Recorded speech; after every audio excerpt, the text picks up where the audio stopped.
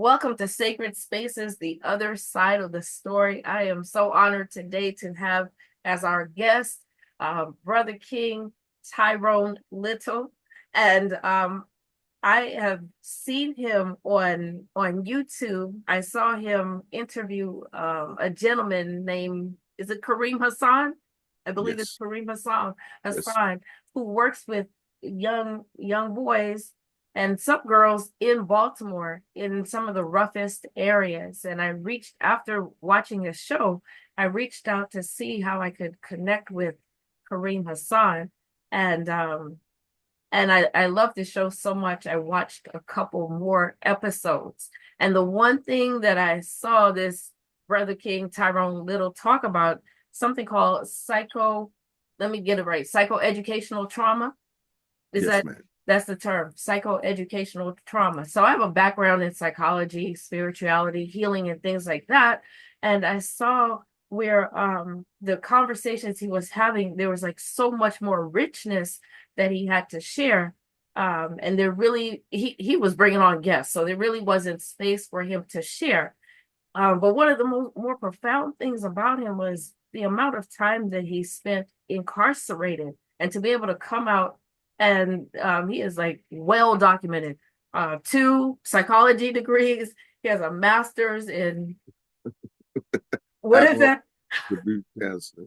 In substance abuse counseling, and he works with young people. He works with men, helping to rehabilitate men that's coming back into the community. He himself is rehabilitated, and I just said he has to come on to Sacred Spaces, the other side of the story, where where we get to listen to the things that we often don't hear, because there is another side to the story with regards to trauma and abuse and things like that. And as I was telling him, oftentimes we get overwhelmed with our emotions and we think there's nothing that we can do with it. And we don't even realize that within our body, even as we're getting angry, that anger or the rage is rising up within us, or the sadness is bringing us down.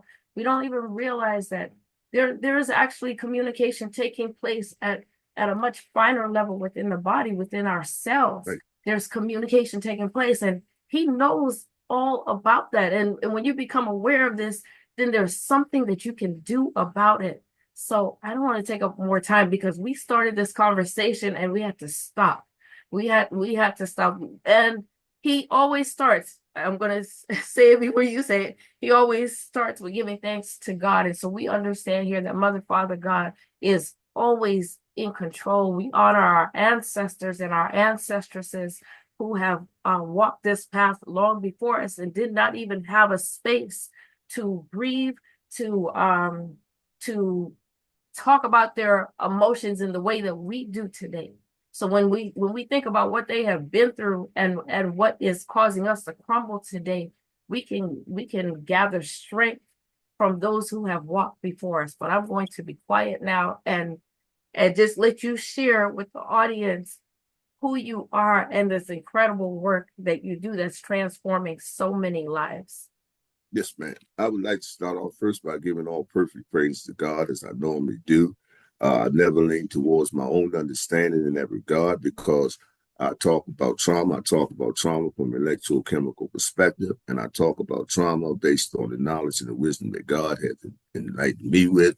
And also, although I participate in conversations and hold good conversations with people from different perspectives concerning this matter, I always lean towards the knowledge and understanding of God as being my final in all that I do.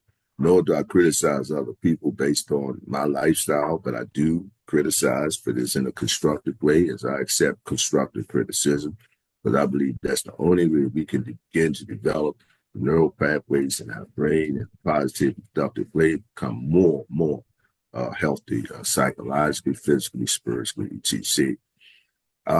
I started off, I thought I was bad as that, where I really did. I come up from a traumatized background, um, adverse childhood experiences, and abuse taking place in the family, not physical but verbal abuse. Uh, Basically destroying the imagery or anything that you aspire, you ain't nothing, That's a psychological thing. And so I head to the streets. The streets became me. And I thought I was the baddest guy in the streets, doing things, falsely accused things, went to jail, wound up with life in prison, wound up having to do something in prison while I was in prison, facing the death penalty, first inmate in the correction in Maryland to face the death penalty for jailhouse murder. Uh, and I wound up in solitary confinement for 10 years. Stayed in solitary confinement for about 8 years. Then Little, it let was me there. ask you something. When you say solitary confinement for 8 years, you literally had no contact with anyone, no family, no phone call, nobody. How? Solitary confinement is designed where it's 10 individuals in a space, and they cut off from everybody. Only person to see the 10 people is the officers that feed them every day, as well as the inmate that may come back there and clean up. But as far as you having any contact with anybody else outside of those 10 individuals in a solitary area, that's where you at. And there you see everything. You see guys kill themselves, you see guys cut themselves, you see guys uh, uh, eat defecation, have defecation battles, all types of horrendous things. So your mind have to be real strong in that type of reality. Because when you talk about psychopathology, Pathology, just so that people understand, just define pathology. It's pathology is a disease. It's Is defined as a disease. Yeah. When you talk about psychological diseases, that's the epitome of it. You see it in the clearness. It's not something you don't have to read in a book. You can actually see the effects of solitary confinement deteriorating the mental makeup of the person, affecting their brain. And that's where I found myself at. That's where I began to really question who I was, what I want to do, why I'm in these circles. Just questioning myself. Because as far as I was concerned, life in 25 years in prison, I was done. I didn't even envision the possibility of me ever coming out of prison because in the penitentiary, everybody had life sentences. And guys dying there, they had burials, they let the people get their bodies, and that was it. But as far as actually and believing I was going to ever get out, no, I never think I was going to get out. And it's volatile. It's real violent in the penitentiaries, and I'm talking about in the 70s, when I went in there. 20 years old now, 20 years old. And so in solitary confinement, it was where I found myself at. And I vowed to myself from that day that all I was going to do was study, I was going to read, I was going to transform my mind because I know education is important, but it's the psychology you got to really focus on that. So that's the reason why I coined everything I do psycho education trauma, because at the root of all that I built and all that I experienced is rooted in trauma. It's rooted in traumatic experiences, whether it was adverse childhood experiences or whether it was prison environmental experiences, being in solitary confinement and being in prison for all of those years. And then not only being in the penitentiary, which is really actually going too far, not only being in the penitentiary, but being in every institution available because of trying to break my spirit. See, because trying to break my spirit. Because when I came out of solitary confinement after 8 years, I had read the dictionary 1 or 2 times. Wow.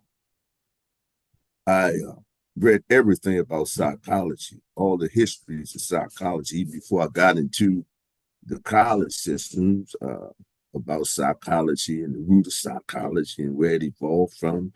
And the Germans influencing psychology, the Wilhelm Wundt's theories of psychology in the laboratories, structuralism, functionalism, B.F. Skinner, Pavlov's theories, all of these, Sigmund Freud, all of the neo-Sigmund Freudians, uh, Adler's theories, a whole lot of psychologies and stuff.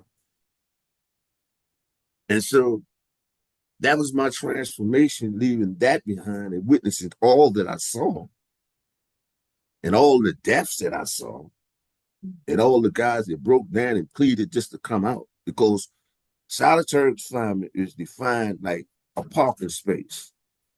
You see a parking space where cars park. Yes. And you in that cell, you got your bed in there, you got your toilet in there, you got your zinc in there, and you in that cell for 22 hours a day. You only let out for an hour for rest, and then you let out for an hour for like showers, stuff like that, to walk around and go back in your cell. Visitation.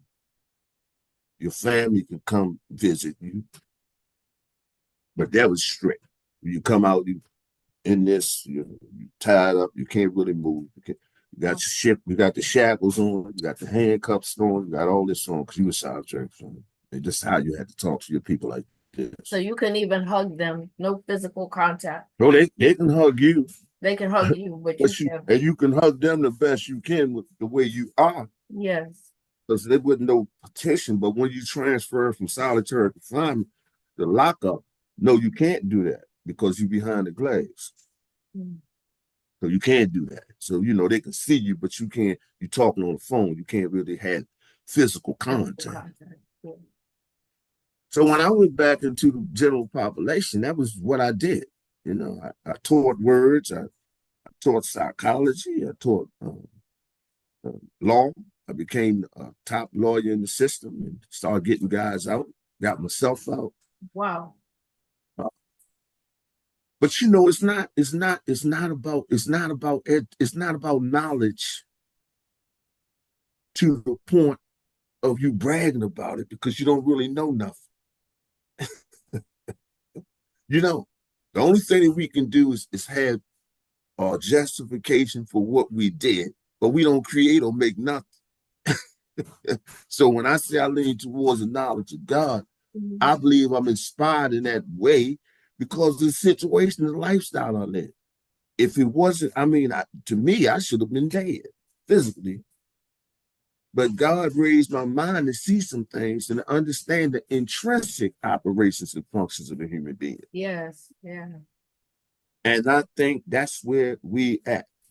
Right? Not only, they took me to Supermax prisons, they took me to the Ultramax prisons. Tell me something. Is that in Maryland or these are in other states? The Supermax and the I was in the Maryland prisons, and so when they built the Supermax prison, they built the Supermax, but they had the penitentiary. Then they built the Supermax prison for guys who they thought were they couldn't control in the regular population.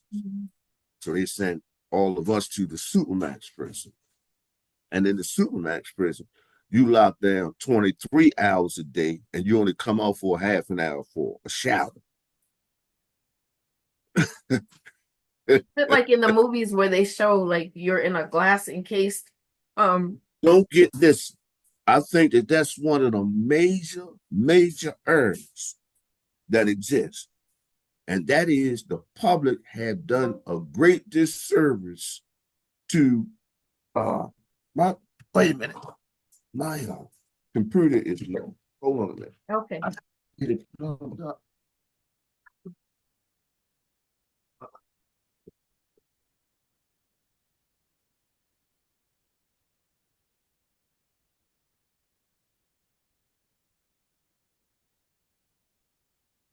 Okay, yeah, it's back on. The public have done a great disservices to the media rather has done a great disservice to people by painting pictures of what prison is. by showing pictures of what prison is. And all of what I see are false representations of what it is. Mhm. See, there's a difference when you're talking about uh, what they call simulacrums, of building a false type of reality as opposed to the real reality. I experienced the real Simulation. reality. Yes, yeah. So a lot of stuff that I'm seeing in the pictures and television and movies is fake. But you got the public believing that that's how prisons are structured, and it's not. It's not like that. Prisons are dehumanizing, and prisons are designed to make your mind deteriorate, which is a pathology, creating a disease, creating this type of perspective where you lose all apathy, you lose all hope, you lose all of those things because you locked in a environment or what they call a milieu, which is an environment, but it's a controlled environment where there's restrictions and deprivations. You can't be with your mate. You can't have certain foods. You can't do certain things. You got to lock in a certain time. You restricted from actually living or having the amenities that people in the realities, the social settings have. You're being deprived. And it's rooted in penitence. It's rooted in punishment. So you're being punished. But it's designed to make you mentally deteriorate if you don't have a strong constitution. Oh, You have guys kill themselves. You have guys that are weak that turn to homosexuality. You have guys that do a whole lot of stuff based on their constitution, based on their strength, based on who they are as human beings. And this was so fascinating to me that I said, yeah, I'm going to study this psychology. And in studying the psychology, I was actually studying myself because that's what I am, psychic. So it gave me a better understanding of what was trying to be fed into my mind as opposed to what I knew was good for me. But when you check out the history of psychology, it ain't got nothing to do with our history. It ain't got nothing to do with our culture. As a matter of fact, many of the teachings is rooted in slavery. And many of the people who perpetuated the history of psychology is rooted in slavery. mhm. And then it's rooted in social control. When you talk about the B.F. Skinner's theories, condition, reflexes, and all this stuff, Yeah. they operate like that. So we have to get away. We have to get away from um, what I believe is a continual and perpetual mass control of the therapeutic teachings that we implement, and that is, these modules that they came up with, these behavioral modules that they're using in the behavioral fields and stuff like that. It's not working for It us. doesn't work. Absolutely. And it's not working because it's a tool that our own people, the educated ones that have been indoctrinated by these concepts, are using as an economic base, not as a healing one. And see, that's where the paradigm shift have to come in at. And that's the reason why psychoeducation is necessary, because when you psycho-educate people about trauma, it gives them better strategies and techniques to address them and deal with them. And right now, all that's being said is they bring them in, they're going by the same books, the teachings that the white man, and I mean, I'm not saying Yes. racistly, I'm being real about it. Real. Yes. Read those things, they read those concepts to them, take them through a program, right? And if they need some drugs, they give them some drugs to mess up the chemistry in their brain and stuff, and send them right back to where they at. And these are people that stay in these controlled conditions in these little hubs for years and years and years. So the internal damage to their body is never done.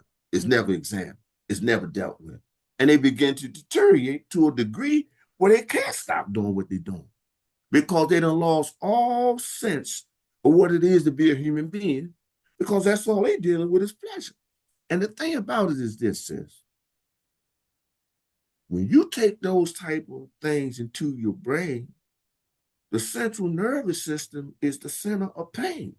And all it is doing is just shutting that down. The pain is there, but you don't feel it because everything is ruled in the brain. And so our brain becomes so conditioned to these things. Well, I see brothers and sisters every day on the corners. I see brothers and sisters every day participating in violence. I see brothers and sisters every day fighting against each other, all rooted in psychic, traumatic experiences. And so a lot of the stuff that we feel, what I did, I laid back in the cell and I said to myself when I was in solitary confinement, and my mind began to wander. My mind began to wander. I'm feeling the effects of solitary confinement like everybody else is. I'm in a cell for 22 hours a day, every day, at the size of a parking spot. That's where I'm living at. And then the thing about it, the cell that they had me in, it ain't have no wonder.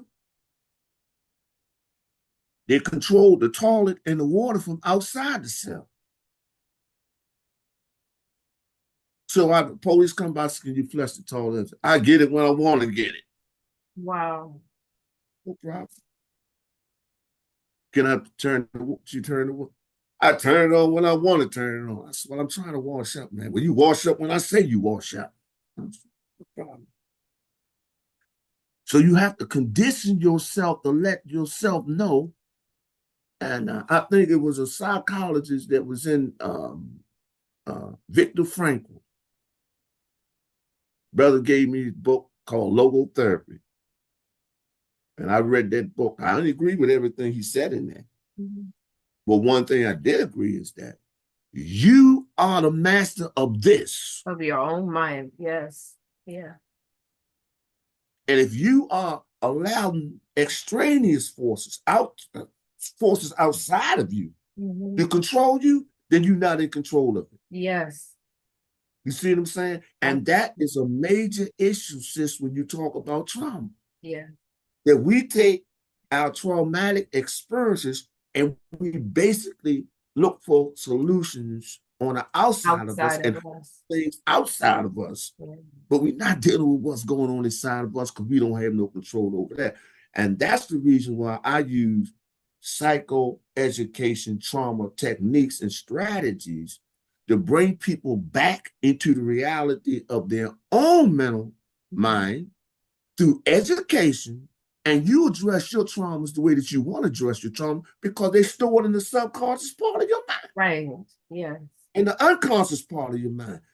People who participate in behaviors that's rooted in traumatic experiences without even knowing the origin and the root of it. Because there's not a conscious influence.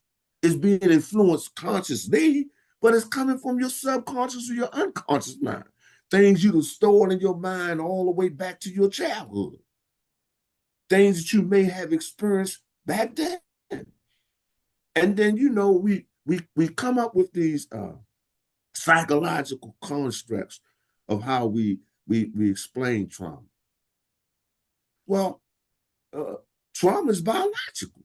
We inherit trauma through our genealogy, through our ancestors, all the experience in slavery, all the wars, all the sharecropping, all the movements that they were traumatic experiences that was being forced on us by people that didn't look at us as human.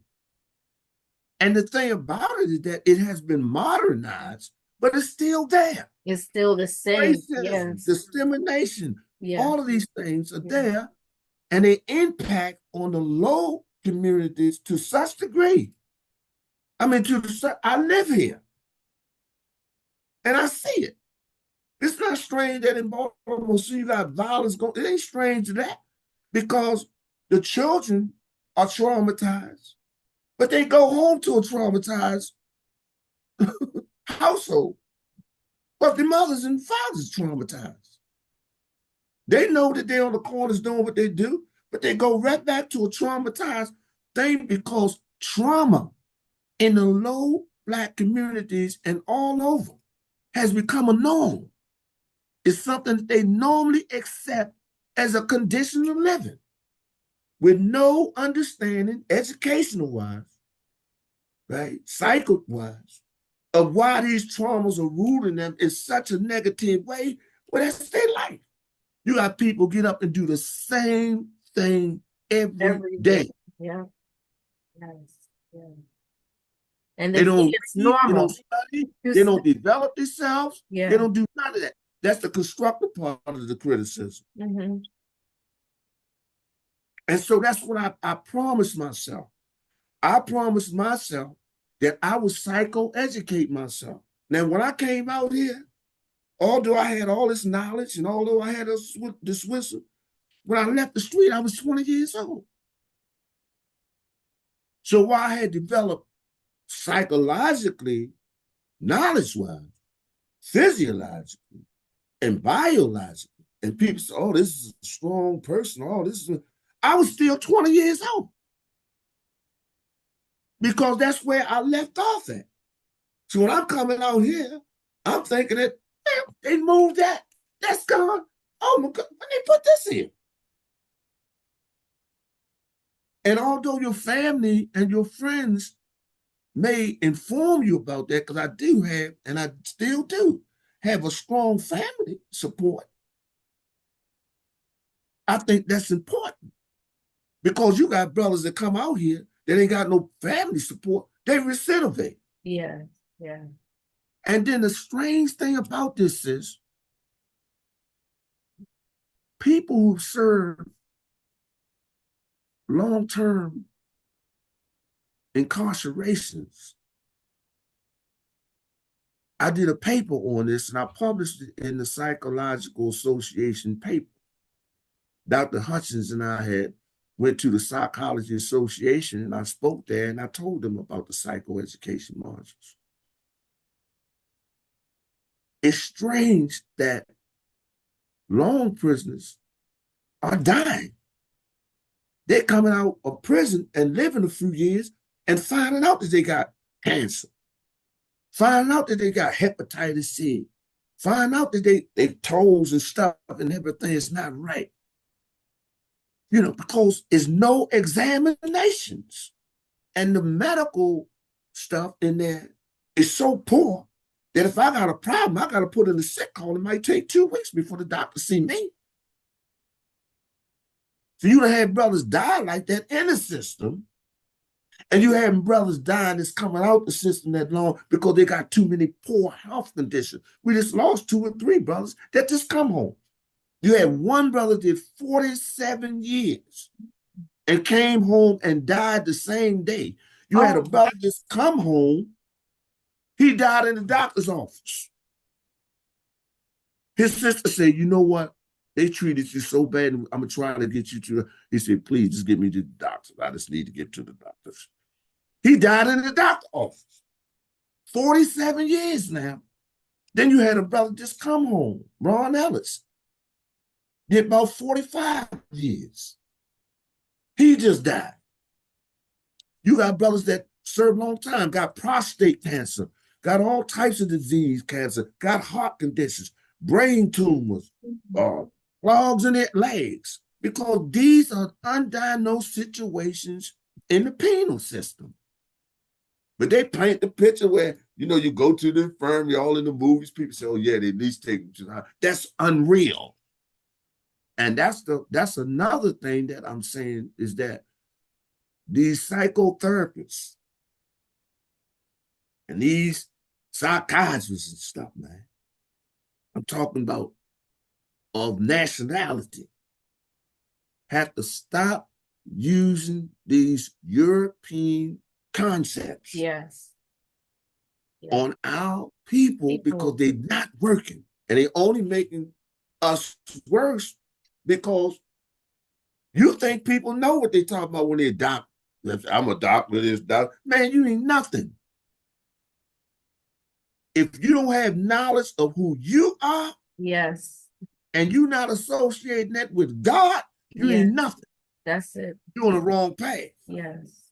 Bottom line, if you're not tying that into God and walking on that path to promote that from that premise, you ain't nothing. You can be a doctor, you can be whatever. A man cannot make a woman or another man another human being.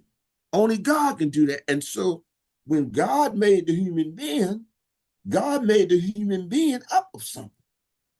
And so while we talk about trauma from a psychological perspective, we got to deal with the neurobiology of trauma, because the concepts we promote and the concepts we talk about is rooted in European philosophies and psychology. So the whole thing in a nutshell is that I don't brag about my experiences. I don't contemplate on 954 Fall Street where I used to live at, because I don't live there no more. I live at 1103 Somerset Street in a free society. And so, I don't deny that I lived a very poor lifestyle. I have a very poor history in the way that I used to be, but I'm not that way no more. That was through ignorance and lack of knowledge. And so psychoeducation trauma is necessary in educating people about trauma, because when you participate in the destructive behavior, it's rooted in trauma, even if you don't know it. Yes. There's no way that God designed the human being to be destructive. God designed the human being to be productive. Yes. And so we pick up these type of behaviors and we take on these type of personalities. That's what it is. We traumatize. And we take that trauma, we basically give it to other people. It happens so much in relationships. Emotional dysregulation. Yeah. The primitive part of the brain, that's this, right? The primitive part of the brain, that amygdala, that deal with the fight flight situation, that deal with our emotions of love and affections and stuff like that. It happens there every day in relationships, marriages, friendships, girlfriend and boyfriend relationships, arguing, going through that thing. That's traumatic and it's toxic, and it's releasing the cortisol in your body to cause anxiety, to cause depression, to cause all those type of behaviors. So that's what I focus on, and I try to do this. I've had the doctors come on my program. I just had Dr. Bartholomew come on. I talked to Dr. Phil, Dr. Hutchins, Dr. Ragland, different people. Dr. Huntley is a psychologist down at Johns Hopkins University. She's going to come on when her schedule permits it. And then when I like to engage in the conversations, because my premise is not going to change. I don't think I know that trauma is electrochemical. And the definition of trauma defined by the Greeks, I don't even go by that. But it was defined by the Greeks. It was wound, but all the way from the 14th century, all the way up to the current day, they still refer to it as wound. As a wound? As wound. Or the body. Yes. You get a wound, it's just scar, I got a scar, but they never, ever begin to deal with the neuroscience or the neurobiology and look inside the brain and see what happened through electrochemical, neurochemical processes, and discover that trauma is electrochemical interruptions in the circuitry of the brain. Like literally you can map it out. Right. And that's the way God designed a human being. And even like when they did that, they done found so many pathways to healing from trauma. Because when you look at the personality is a culmination of what the human being is. A child can experience in the womb of the mother can experience trauma. As Dr.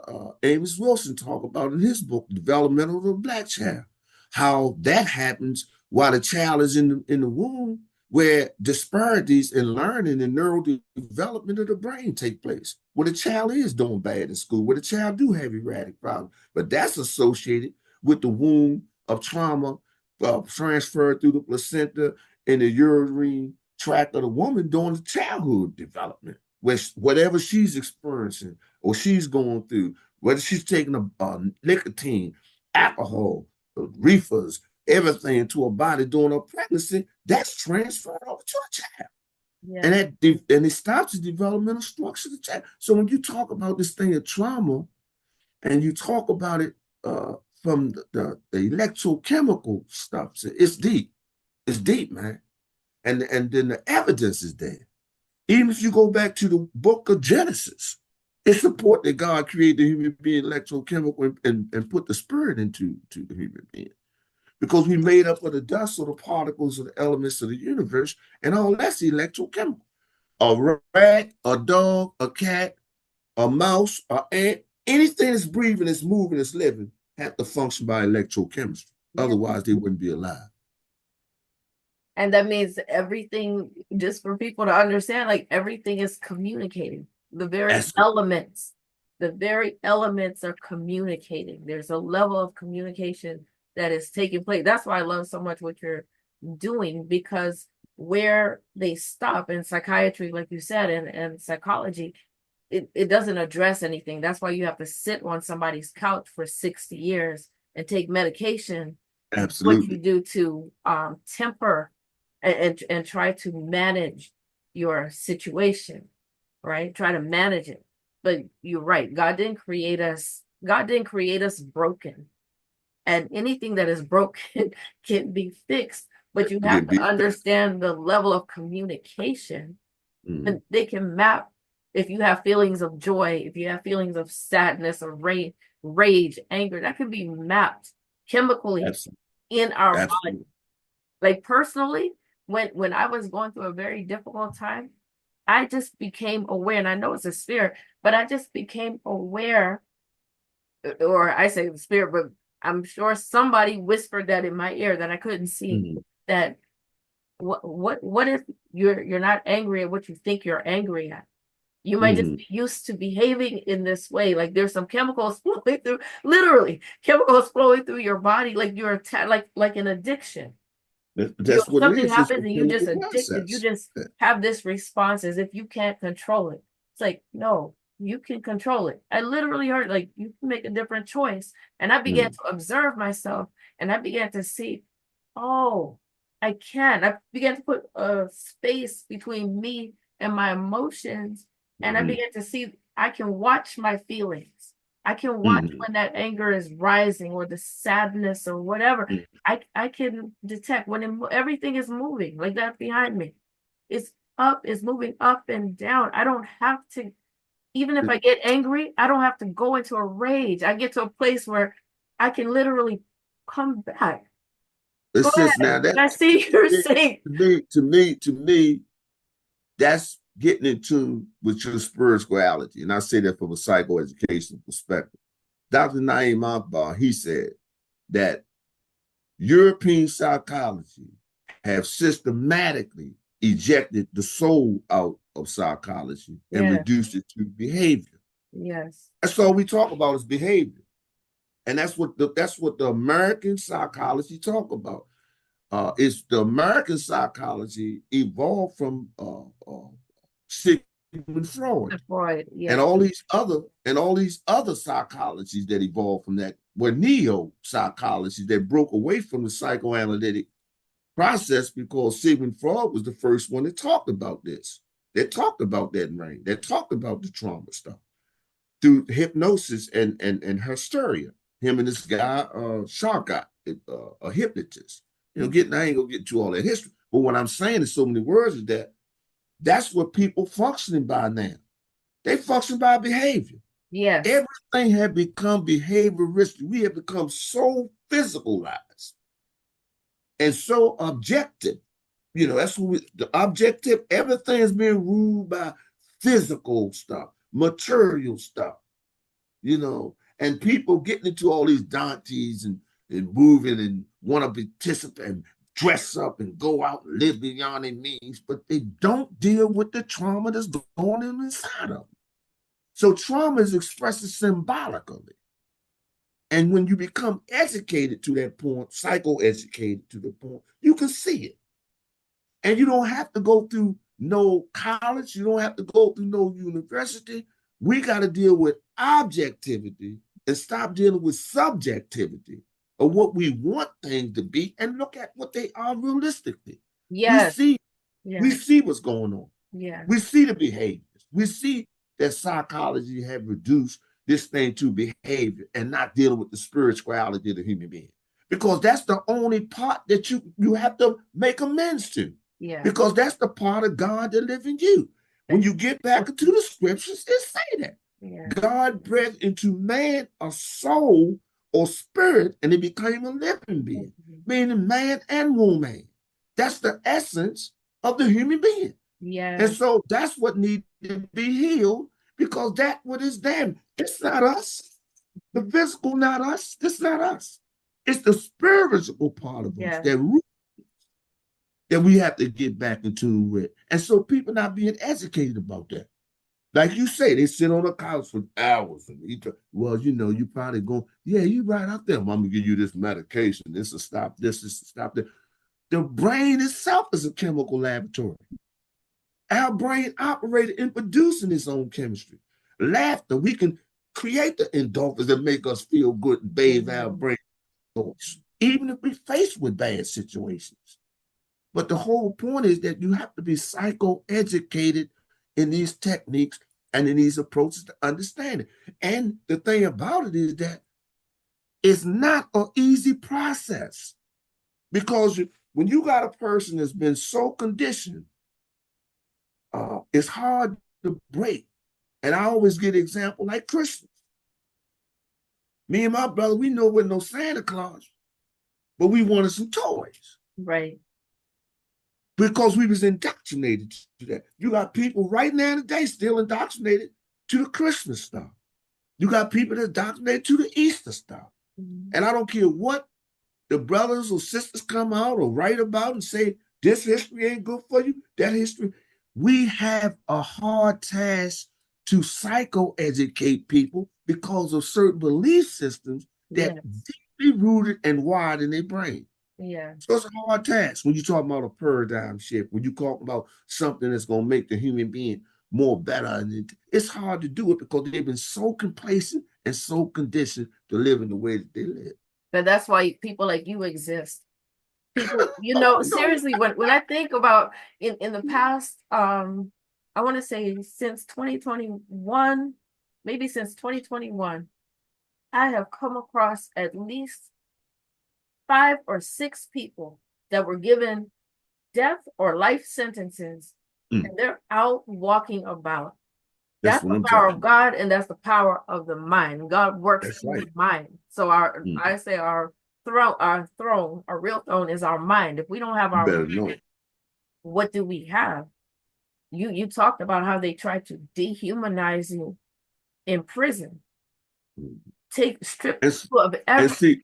And see, that's another point that I was making, that the guys that are returning back to the community, they bring post-traumatic prison experiences back to the family. Yeah. Because they don't know who they are. My family had to learn me.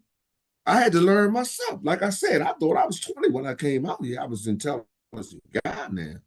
Went to school, got my master's and all that, but I still was trapped up in the fact of things being the way that they were until I can develop and grow and accept objectively, like I just said, the circumstances, and not subjectively be looking for things that's not there. You have to, in other words, a person is traumatized, have to accept that it's something that they can't change as a part of their experience. They can change how they look at it and how they allow it to affect them, but it is a part of their evolution. It's a part of who they are as a human being. Yeah.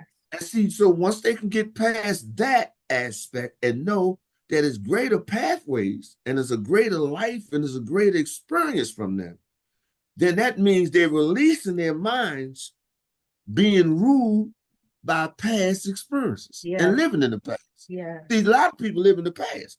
A lot of people ain't even alive in the present sense. If you ask the average person what's going on in the news, they don't know what's going on. What's going on in the neighborhood, they know what's going on because they're so preoccupied with the past that they experience every day going through pain, every day participating in drugs, every day drinking, every day trying to resolve something that can never change. Yes, yes, But yes. the way you look at it and the way you allow it to affect you is where the psychoeducational tools come in to make you better. That's the other So side of the that's story. That there's that's another side to that yeah, trauma. that's another That's the that's another side. yes, that because you're a living, walking example of the other side of the story. Yeah. Because I even see like a lot of times people go through traumatic experiences and Mm, their whole life, even though they may not be in that, their whole life is still like surrounding, oh, I gotta help people with this. But I don't right. believe God sent us all here to help people with the trauma that we went through. There's so much more. There's so much more. And some, I'm not saying everybody, but people go through domestic abuse, domestic violence, and things like that. Right. There's so All many, of that. we would say, advocates, right? But when you begin to look at the people, and we have an outer focus because that's how we've been trained and conditioned. When you look at some of the people, you see they don't really know themselves because there's so much more within them that is a Mm-hmm. stepping stone to something a lot greater. Like now I'm looking Great. at you just reading. I know you work with the youth. I'm interested to know um it must be very profound for you to have come from a place of like almost complete and total isolation, seeing the patterns, seeing the systems that keep our people locked up in their minds, and seeing all these people outside who are locked up in their minds. Y'all were just on the inside, but they're Mm-hmm. locked up in their minds. What do you say to the children, to the young men and the young women that if they keep along this path, what is waiting for them, that they have But this no. this is this is where this come in at.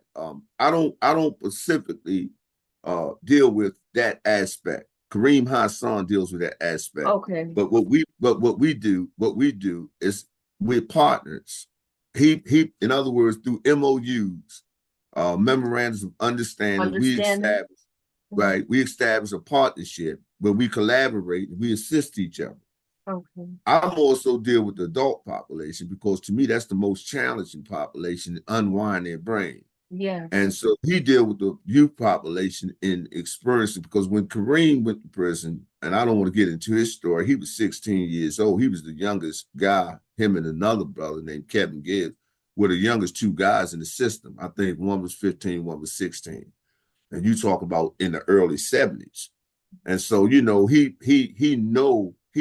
youth. He know how to deal with the youth. He Okay. know what the youth knew. And CRY, his organization, which creating responsible youth, right, is very instrumental in helping those youths because he take them through a pattern of education and training and workshops to instill certain principles and skills back into them and bring them away from the communities. But like I said to him, I said, now you dealing with that aspect of it. I want to deal with the mothers and the fathers. Okay. Yeah. Yeah. That's what I deal with more. So I want to deal with the adult population Yeah. because we keep focusing on the youth. Tra- Trauma is biological from the biological perspective. Okay, we inherited trauma Mhm. through our genetic makeup. Epigenetics show this. I don't want to use a whole lot of terms and stuff, but the thing Tell about it them, is for those who don't know what epigenetics is, just like real simple, just give them an idea of what that means. that's saying that it shows that through genes, Mhm. what your family experienced or what you experience, what your generation is passed on to you. We made up of what our people are. It's Yeah. like I'm made up of what my father was, what my mother was, right? If my mother had diabetes and she did have diabetes, if she had issues like that, right? I'm prone to that because I inherit part of her genes. My father, the same way. If he had this or whatever, I'm prone to that. It's a predisposition towards that. Not saying that I'm gonna get it, but based on my lifestyle, I'm prone to it. So if I'm eating certain foods and doing certain things, I know that I can get diabetes. But if I'm not and I'm managing it, I know I'm not gonna get it. So Right. when I say what I'm saying about we inherit traumas, generational trauma, intergenerational traumas. When we go back to our ancestors, we talk about those things based on slavery, based on what we experience as a people. That's what I mean. Mm-hmm. And because of that, we have adopted certain political attitudes and dispositions about it. We develop all these different organizations and strategies of how we're going to deal with it. White man is the devil. All these other stuff that develop from this type of stuff because of what we inherit. But we're not responsible for that. I'm not responsible if I inherit stuff from my family. I'm not responsible for that. I'm not responsible for inheriting the it's a natural process because Right. that's our generation. That's our culture, right? So when I say that the youth, the youth are a reflection of the parents. Parents. Yes. Yeah. And we keep, well, like they're not responsible. Mm-hmm. They are responsible, and their parents are responsible, and their parents are responsible, and they're on and on and on.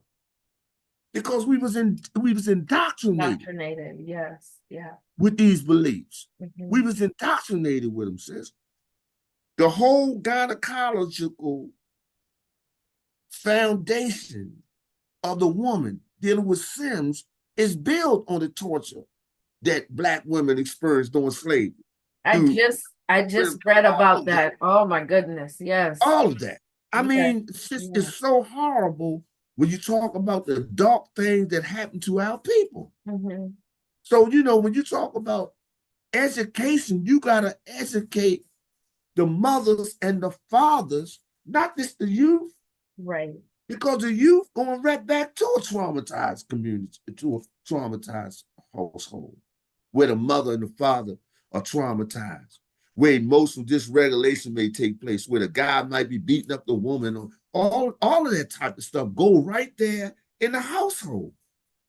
So we have to reflect on the trauma beginning in the household. Oh yes. Yeah. That's what we got to focus on, not just the youth. We got to focus on the whole familiar structure. And Because just focus on the youth. that's what they broke up, right? So literally Yes. it's all hands on deck. It literally is all hands on It's deck. all hands on deck. Yeah. And that's what I was saying about the Cry Foundation. Mm-hmm. He focused on that aspect. I focus on the aspect of training adults, talking to the parents, uh, dealing with organizational structures, developing programs, helping people understand what trauma is, to participate in constructive debates, designing conferences. I did 4 major conferences at Cotton State University on the Oh, same subject matter and yeah. all of this Yeah. to educate the people of the necessity of being educated about trauma. Mm-hmm. Not just have somebody tell you, well, blah, blah. No, educate me about it and let me know what it is. Because once you educated about it, then that gives you a better way of developing tools and strategies to deal with them more effectively. Yeah. Absolutely. We have about 3 minutes left, but I just love what you're talking about and what you're sharing. How can we how can we bring this how can we bring this to the community, to the mothers and fathers that are really struggling, and it may be at all levels, maybe not just be like low socioeconomic, you understand, because this trauma, it doesn't matter how much money we make. People could be making a whole lot of money. Their trauma is just hidden behind the walls of their That's all home, it is. That's all. And that, right? you said the key thing, man. People stay locked in their traumas, and I believe that a good method of doing this, man, is to try to get some psychoeducation trainings, some psychoeducation workshops. Have people come to sit around and talk about adults, sit around and talk about this. And another thing, right? Now I wear a lot of symbols around my neck. I noticed that. Yeah. Right. Now this one, right? You see that? That's a mask, right? Yeah. It's a mask. Mm-hmm. Okay. That mask is symbolic of the personality because we all wear a mask. We all wear a mask. So when we have these psychoeducation discussions, man, everybody got to move every month, remove the mask Yes. and Yes. talk about what's really going on inside. Because Yeah. you know, I can act like I'm okay. It's a book out, the face smile, but the brain cry. Mm-hmm. I can act like I'm okay, but inside, man, I'm going through it. And Mm. so that's the way we have to deal with that because when you participate in the cognitive discussions, that gives you a better way to know that some people may be experiencing the same thing that you're experiencing. And it gives us a better way to sit down and talk about it through educational stuff and develop skills and techniques to employ it, not to deal with. Now, that changed. And I'm going to tell you how it changed. I had graduated 24 guys from my program in the psychoeducation that I do in DC. Mm-hmm. And all of them guys are still on the straight path doing good. You see, that's the other side. That's what I'm talking about. Yes. Right? Yeah. Check this out. Now, in the colleges, when Dr. Hutchinson and I go into colleges, right, we got calls back from the dean in DC that want us to come back and do some more training because the people or the staff felt what we were saying. Psychoeducation is just an opportunity for individuals to really participate in a dialogue, removing the mask, willing to discuss certain things that's really traumatizing them, have traumatized them, that's interfering with their life cycle in a negative and destructive way, and they just want to change it. So you can't, if you living like that, then you live in the past. Although you present, you live in the past because it's past influences or things that happen that you can't change. So to answer your question, I think that the best way to really start getting this message to the people, which I practice and try to make happen every day, that's through trainings. That's through psychoeducation trainings, psychoeducation discussions, talking about trauma, and talking about it from an intelligent way so that people can walk away with an intelligence of what it is through presentations, through representations, through evidence. Man, because when I do what I do, I put the evidence there. You see it with your own eyes, and it's up to you to decide how you're gonna deal with it. Yeah. Now you have some people, Queen, that are too far, I wouldn't say too far gone, but they classify them as mentally ill. There's no such thing as mental illness. No, it's not. That's something that they have systematically indoctrinated people to believe because of the oddity, the severity of what happened to that person in their lifestyle. You got some things that happen to people in their lifestyle is real, real damaging, and they just don't recover from it. But you got some people that are trapped in that, believing that they're mentally ill because the indoctrination and the segregation and the stigmatization. They're the three things. So they stay isolated in their own traumas, in their own little mask. That's the only way we take the mask off. We got to have them programs like that. Yeah. You know, and even as you're talking about the programs, it's like we're getting back to ourselves as a people, a community. That's right. Right? Because that's how we operated in our pure understanding of ourselves in the community. If something was wrong with me, the community no longer had access to whatever I contributed to the community. So now I'm not just imbalanced, the community is imbalanced. And so when we come back together and I can regain my balance, the community becomes whole again. And that's what you're doing. You're literally see that picture behind you with the guy with the rope around his neck, right? But it's like you're taking that rope off. So now he can become a contributing member of society again. And my wife and I had purchased that picture. That picture is the real picture. It's like $7,000 something, but it got a crack. It got a crack in it, but you can't see it. So the guy sold it to me for 1500. But if I was to take it and, a professional looks, oh, the pitch is crap, right? Get down. Look, my little baby with me too. Oh, oh, so cute. I mean, say hi to everybody. And you in psychoeducation today. Yeah. So that picture is symbolic of the black man being hung by the American flag because it's an American flag around his neck. Oh, I thought it was a rope. Oh, I see. Okay.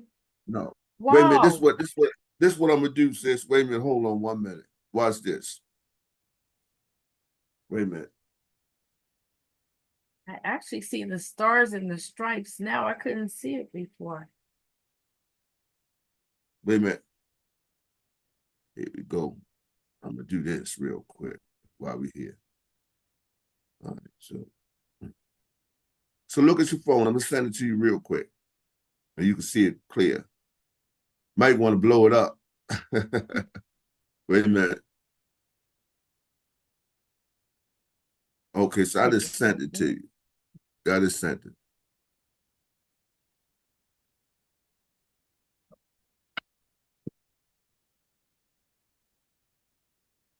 Did you get it? Let me see. Mhm. Oh, that's not funny. I clicked the wrong. Mhm. I clicked the wrong thing. Oh, it didn't. Okay, it's coming through now. Mhm.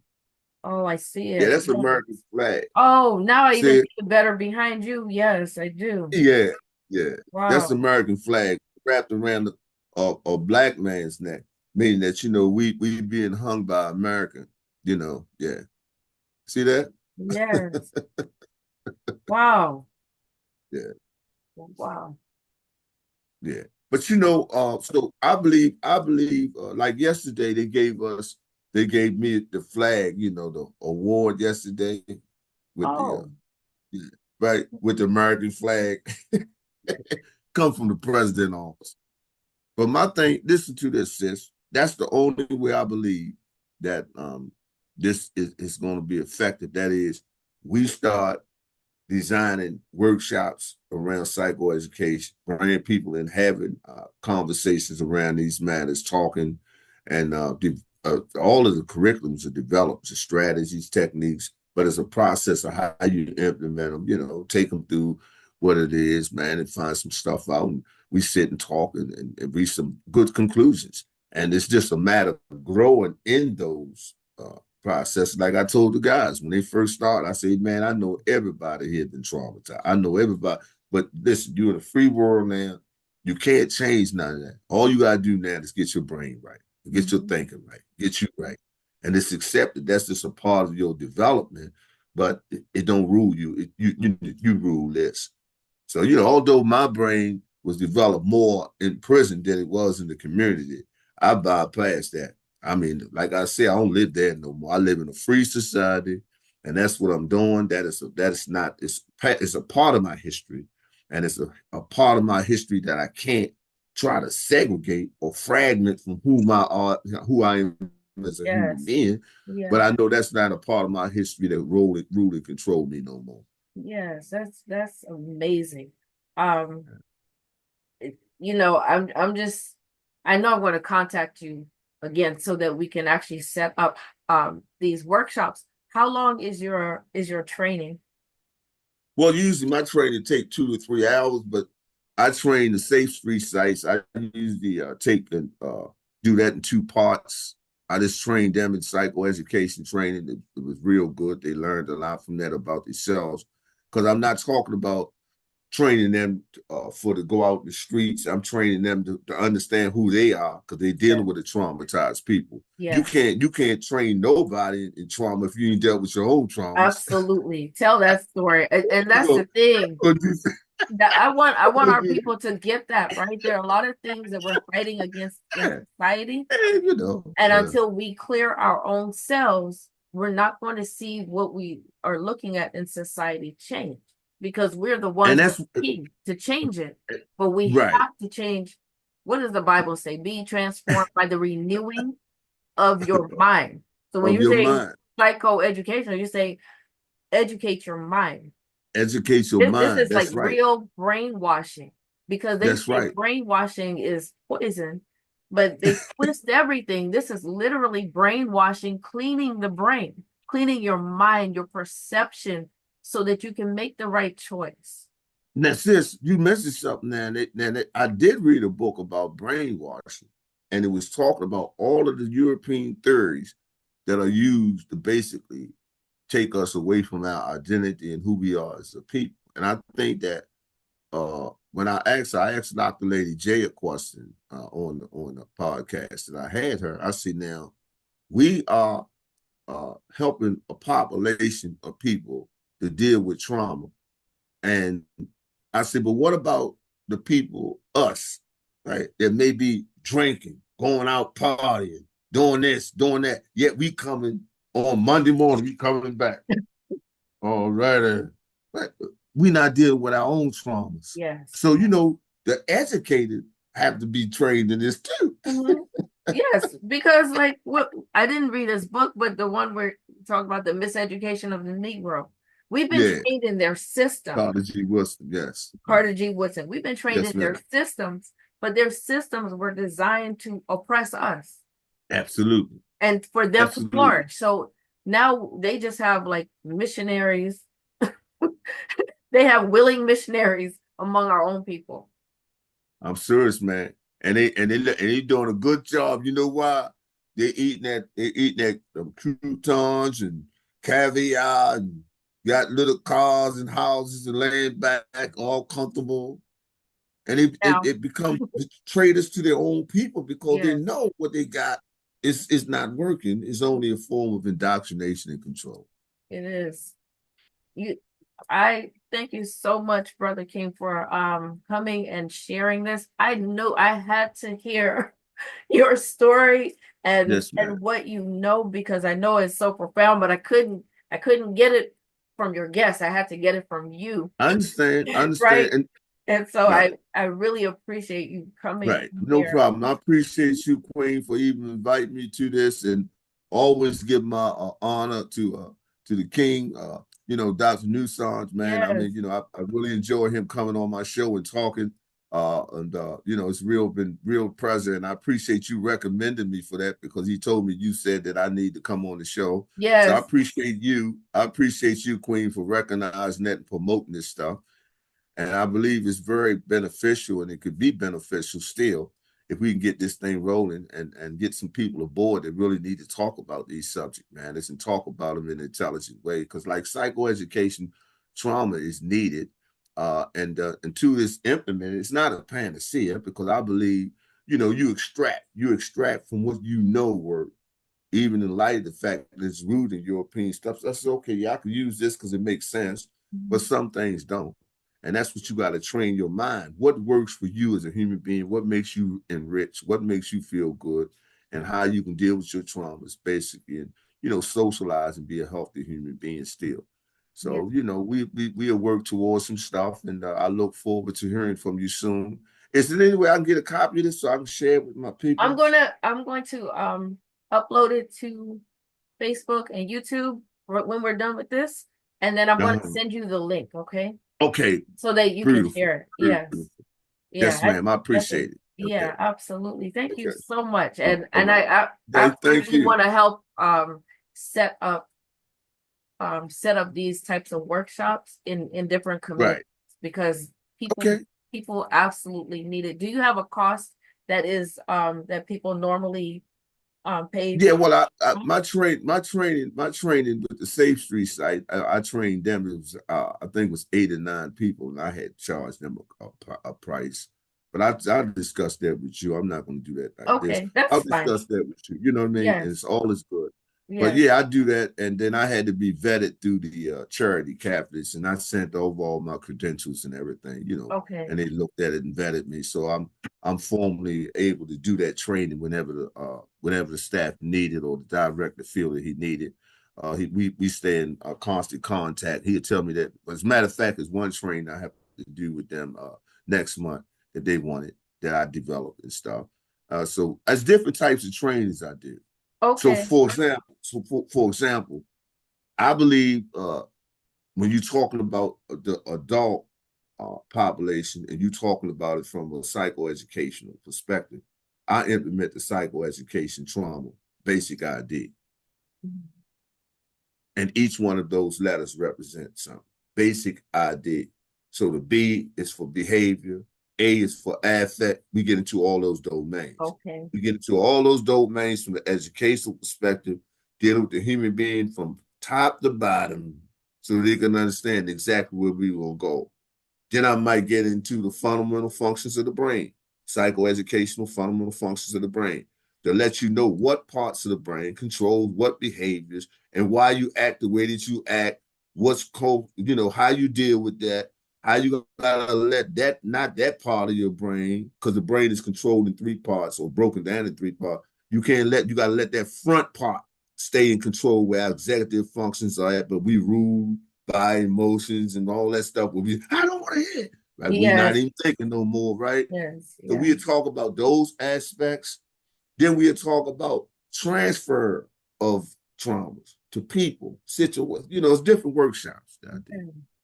This is so powerful because I literally could see a whole week training, and you probably already have it, but at least a minimum of a week training. When we're talking about transforming the mind, that's not something you do in 2 to 3 hours. That's right. In That's 1 right. week.